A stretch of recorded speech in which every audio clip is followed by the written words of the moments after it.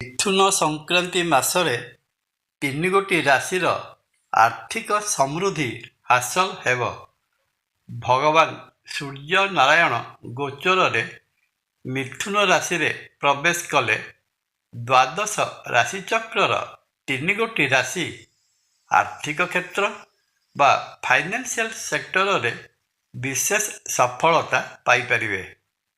ଭଗବାନ ସୂର୍ଯ୍ୟ ନାରାୟଣଙ୍କ ସହିତ ଗ୍ରହ ଜଗତର ସବୁଠାରୁ ଶୁଭ ଗ୍ରହ ଦେବଗୁରୁ ବୃହସ୍ପତି ଏହି କ୍ଷେତ୍ରରେ ପ୍ରମୁଖ ଭୂମିକା ଗ୍ରହଣ କରିବେ। ଏହା ସହିତ ଗ୍ରହ ଜଗତର ଅନ୍ୟତମ ଗ୍ରହ ଶନି ମହାଗ୍ରହ ମଧ୍ୟ ବିଶେଷ ଭୂମିକା ଗ୍ରହଣ କରିବାକୁ ଯାଉଛନ୍ତି। ଜୟ ଜଗନ୍ନାଥ। ନମସ୍କାର, ମୁଁ ତପନ ଡାଇଜେଷ୍ଟକୁ ଆପଣଙ୍କୁ ସ୍ୱାଗତ।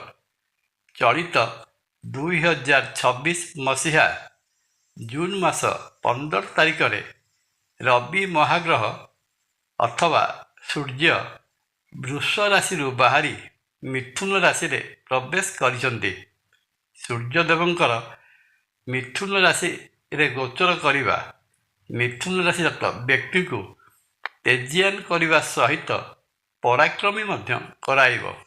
ଏହି ସମୟରେ ମିଥୁନ ରାଶିର ଦ୍ୱିତୀୟ ଭାବ କର୍କଟ ରାଶିରେ ଉଚ୍ଚ ଭାବରେ ଅବସ୍ଥାନ କରିଥିବା ଦେବଗୁରୁ ବୃହସ୍ପତି ବାଣିଜ୍ୟ ବ୍ୟବସାୟ କ୍ଷେତ୍ରରେ କାର୍ଯ୍ୟ କରୁଥିବା ମିଥୁନ ରାଶିଜାତ ବ୍ୟକ୍ତିଙ୍କୁ ପ୍ରଚୁର ଅର୍ଥ ପ୍ରଦାନ କରାଇବେ। ତତ୍ସହିତ କର୍ମସ୍ଥାନର ଅଧିପତି ବୃହସ୍ପତି ଓ କର୍ମସ୍ଥାନରେ ବିରାଜିତ ଶନି ମହାଗ୍ରହ ମଧ୍ୟ କର୍ମକ୍ଷେତ୍ରରେ କଠିନ ଅଧ୍ୟବସାୟ କରାଇବା ସହିତ ପ୍ରବଳ ଧନ ଉପାର୍ଜନ କରିବାରେ ସହାୟକ ହେବେ।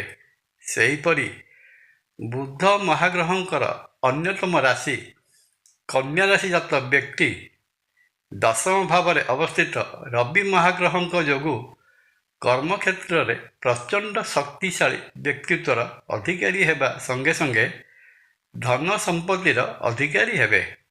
ମିଥୁନ ସଂକ୍ରାନ୍ତି ମାସରେ କନ୍ୟା ରାଶିଜାତ ବ୍ୟକ୍ତି କନ୍ୟା ରାଶିର ଏକାଦଶ ବା ଆୟ ଭାବରେ ଅବସ୍ଥିତ ଏବଂ ଉଚ୍ଚ ଭାବରେ ଅବସ୍ଥିତ ବୃହସ୍ପତି ମହାଗ୍ରହ ଏବଂ କନ୍ୟା ରାଶିର ସପ୍ତମ ବାଣିଜ୍ୟ ବା ବ୍ୟବସାୟ କ୍ଷେତ୍ରରେ ଗୋଚର କରୁଥିବା ଶନି ମହାଗ୍ରହଙ୍କର ପ୍ରଭାବରୁ ବାଣିଜ୍ୟ ବେପାର କ୍ଷେତ୍ରରୁ ମନ ମୁତାବକ ଅର୍ଥ ରୋଜଗାର କରିବାରେ ବିଶେଷ ସଫଳତା ହାସଲ କରିବେ। ସମାନ୍ତରାଳ ଭାବେ ମକର ରାଶିର ଷଷ୍ଠ ଭାବରେ ଅବସ୍ଥିତ ରବି ଶତ୍ରୁ ସୂର୍ଯ୍ୟ ପ୍ରଶସ୍ତ ନ୍ୟାୟରେ ମକର ରାଶିଜାତ ବ୍ୟକ୍ତିଙ୍କୁ ତାଙ୍କ କ୍ୟାରିୟର କ୍ଷେତ୍ରରେ ଚରମ ସଫଳତା ପ୍ରଦାନ କରିବେ। ତତ୍ସହିତ ମକର ରାଶିର ତୃତୀୟ ଭାବ ପରାକ୍ରମ ଭାବରେ ଅବସ୍ଥିତ ଶନି ମକର ରାଶିଜାତ ବ୍ୟକ୍ତିଙ୍କୁ ପରିଶ୍ରମୀ କରାଇବା ସହିତ ମକର ରାଶିର ସପ୍ତମ ବାଣିଜ୍ୟ ଭାବରେ ତଥା ଉଚ୍ଚ ଭାବରେ ଅବସ୍ଥିତ ବୃହସ୍ପତିଙ୍କ ଯୋଗୁଁ ବାଣିଜ୍ୟ ବେପାର କ୍ଷେତ୍ରରେ ଚରମ ସଫଳତା ହାସଲ କରିବେ ଏବଂ ତା ସହିତ ବେପାର କ୍ଷେତ୍ରରୁ ପ୍ରଭୂତ ଅର୍ଥ ଉପାର୍ଜନ କରିବେ। ମିଥୁନ ସଂକ୍ରାନ୍ତି ମାସରେ ଏହି ତିନି ଗୋଟି ରାଶି ମିଥୁନ ରାଶି, କନ୍ୟା ରାଶି ଓ ମକର ରାଶି ଜାତ ବ୍ୟକ୍ତି ପାଇବାକୁ ଥିବା ଶୁଭ ଫଳର ଶୁଭତ୍ୱ ବୃଦ୍ଧି ପାଇଁ ଶ୍ରୀକ୍ଷେତ୍ର ପୁରୀରେ ବିରାଜିତ ଶ୍ରୀ ଜଗନ୍ନାଥ ମହାପ୍ରଭୁଙ୍କୁ ଦର୍ଶନ କରନ୍ତୁ। ଆଶା ମୁତାବକ ଅର୍ଥ ଉପାର୍ଜନ କରିପାରିବେ। ଜୟ ଜଗନ୍ନାଥ। ଭିଡ଼ିଓ ଭଲ ଲାଗିଲେ ଲାଇକ୍, କମେଣ୍ଟ ଓ ସେୟାର କରିବା ପାଇଁ ଅନୁରୋଧ। ନମସ୍କାର, ତପନ।